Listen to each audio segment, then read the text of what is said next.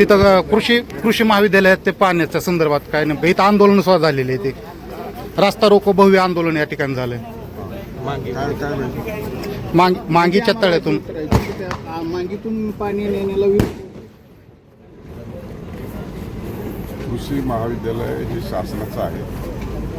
इंग्रजलोक अहिल्यादेवी होळकर शासकीय कृषी महाविद्यालय हळगाव तालुका जामखेड जिल्हा अहिल्यानगर या ठिकाणी जे कृषी महाविद्यालय आहे त्या ठिकाणी जे त्या महाविद्यालयासाठी आवश्यक ते पाणी लागणार आहे त्या ठिकाणी करमाळा, सोलापूर, पुणे, अहिल्यानगर, बीड, धाराशिव सह संपूर्ण महाराष्ट्रातील विद्यार्थी त्या ठिकाणी मेरिटवर शिक्षण घेणार आहे आणि त्यासाठी पाणी जाणार आहे. मला वाटतं या संदर्भामध्ये पिण्याच्या पाण्यासंदर्भामध्ये आणि महाविद्यालयासाठी ते शेतीसाठी चाललेलं नाही आणि कुणाचं आरक्षण कमी करून कुणाचं आरक्षण वाढवले यासाठी पाणी चाललं नाही.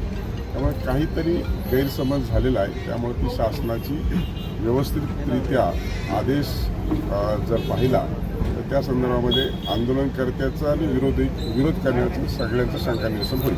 खूप मांगी तलावाचा कुकडीच्या लाभ क्षेत्रामध्ये समावेश करून परत पाणी घेऊन जावं अशा प्रकारे सांगण्यात येत आहे. पूर्णतः ते भरत नाहीये.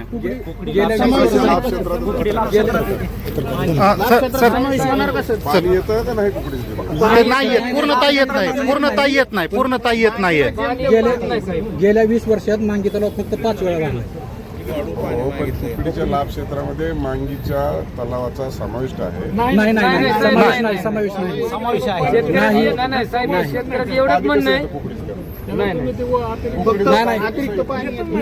पावसाचं पाणी तलाव भरतो फक्त.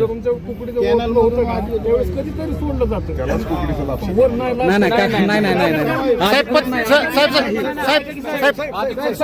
पत्रकारांना जे अर्वाची भाषेमध्ये जे बोललं गेलेलं आहे साहेब त्याच्याविषयी का आपली भूमिका असणार आहे?